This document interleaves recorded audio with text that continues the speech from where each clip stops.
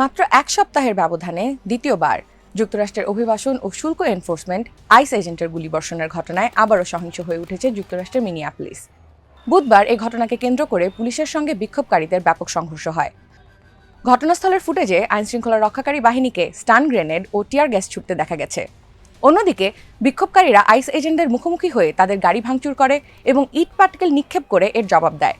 জানা গেছে, একজন ভেনেজুয়েলার নাগরিকের পায়ে আইস এজেন্ট গুলি করার পরেই এই নতুন উত্তেজনার সূত্রপাত। ডিপার্টমেন্ট অফ হোমল্যান্ড সিকিউরিটি দাবি করে, গুলিবদ্ধ ব্যক্তিসহ অন্তত ৩ জন এই এজেন্টকে হুমকি দিলে আত্মরক্ষার্থে তিনি গুলি চালান। আহত ব্যক্তিকে হাসপাতালে ভর্তি করা হয়েছে এবং তিনি শঙ্কামুক্ত। ঘটনার সঙ্গে জড়িত বাকি 2 জনকে গ্রেফতার করা হয়েছে।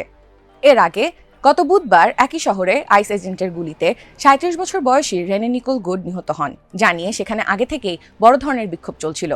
হোমল্যান্ড সিকিউরিটির সেক্রেটারি ক্রিস্টি নোম সংশ্লিষ্ট অফিসারের পক্ষ নিয়ে দাবি করেন, নিহত রেনে তার গাড়িটিকে অস্ত্র হিসেবে ব্যবহার করছিলেন এবং তিনি একে অভ্যন্তরীণ সন্ত্রাসবাদ বলে আখ্যায়িত করেন।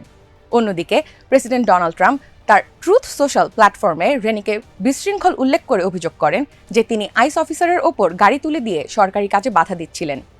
তবে মিনেসোটার গভর্নর টিম ওয়ালস ফেডারেল সরকারের এই দাবিকে প্রোপাগান্ডা বা অপপ্রচার বলে উড়িয়ে দিয়েছেন। তিনি জনগণকে এসব বিশ্বাস না করার আহ্বান জানান এবং ন্যায় বিচারের স্বার্থে ঘটনার সুষ্ঠু ও দ্রুত তদন্তের দাবি করেন।